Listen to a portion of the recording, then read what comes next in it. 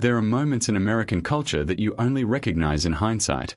Moments when a voice you heard 1,000 times, in cartoons, in video games, in cinematic battle sequences, suddenly goes quiet, and you realize how much space it had occupied in your life without you ever knowing the name behind it.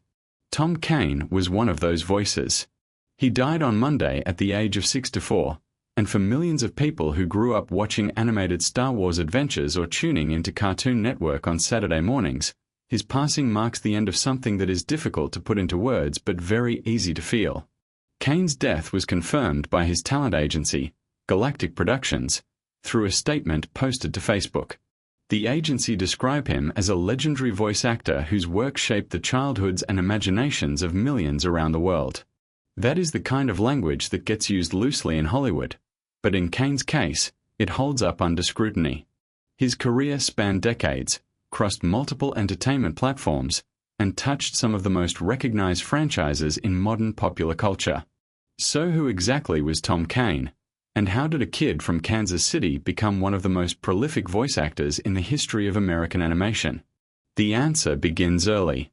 According to his professional biography on IMDb, Kane started doing voiceover work at just 15 years old, working in his hometown of Kansas City. That is a remarkable entry point into what is already a competitive and specialized field. Most actors spend years trying to break into any corner of the entertainment industry. Kane found his niche before he was old enough to vote. That early start gave him something that cannot be taught in any acting class: time. Time to develop his range, to sharpen his instincts, and to build the kind of technical consistency that makes directors come back to the same performer again and again.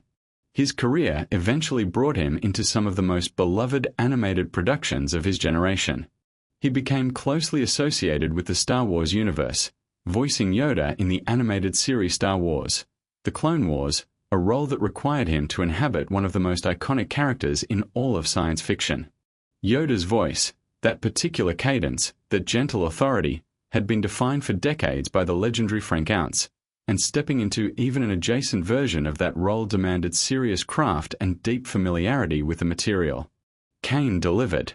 He also voiced Admiral Akbar in Star Wars: The Last Jedi, adding yet another chapter to his connection with that universe.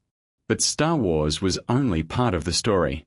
What else did he bring to the table beyond a galaxy far, far away? Quite a lot, as it turns out. Kane voiced Professor Utonium in the rebooted version of Cartoon Network's The Powerpuff Girls, which aired from 2016 to 2019. Professor Utonium is the gentle, brilliant father figure at the center of that show, and the role required warmth and sincerity in equal measure. Kane delivered those qualities naturally. His voice work also extended far beyond traditional animation and into the world of video games, where his contributions were equally substantial. He lent his voice to the Call of Duty franchise, Harry Potter, Magic Awakened, Lego Star Wars, The Skywalker Saga, and Marvel Future Revolution, among many others.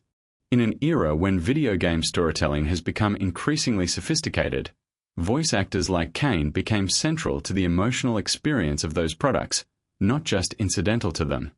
The breadth of that catalog raises a question that fans and industry observers have been sitting with since the news of his death broke.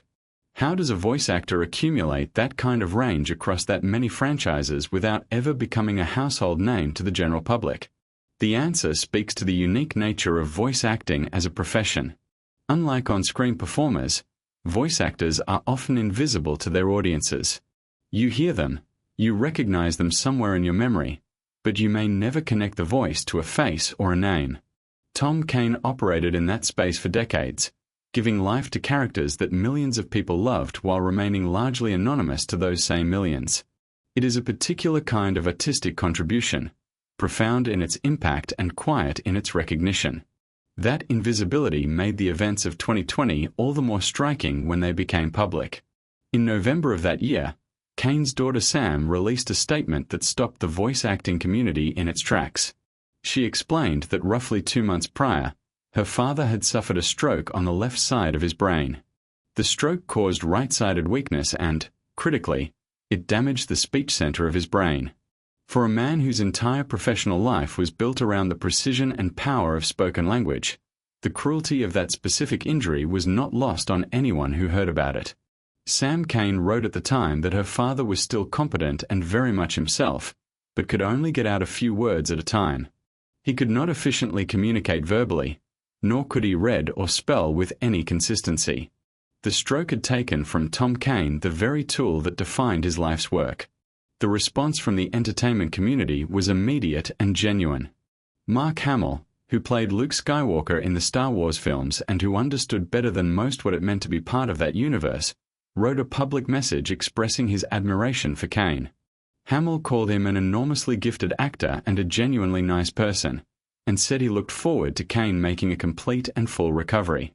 He noted that the voiceover community and Kane's countless fans felt exactly the same way. It was a gracious and heartfelt statement, and it captured something important about how Kane was regarded by his peers, not just as a talented technician, but as a decent human being. But what does it mean for a voice actor to live the final years of his life without access to his voice? There is no clean or comfortable answer to that question.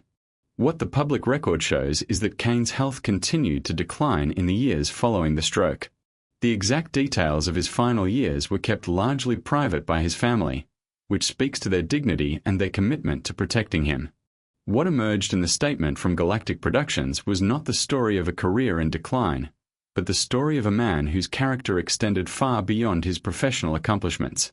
The agency noted that Kane was a devoted husband and father who, alongside his wife, built a loving family of 9 children, 3 biological and 6 welcomed through adoption and fostering. That detail is not incidental.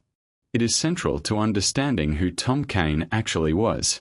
In an industry that often rewards individual ambition and self-promotion, Kane appears to have measured his life by different standards.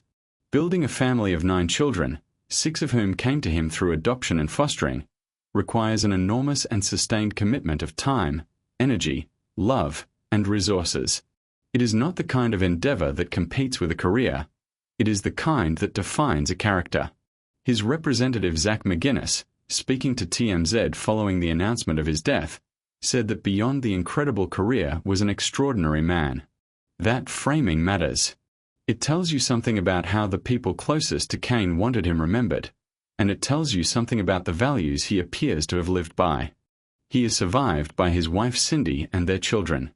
Tributes began appearing online almost immediately after the news broke, from fans who had never known his name but recognized his voice, from fellow voice actors who had worked alongside him, and from the broader entertainment community that understood the scale of what he had contributed.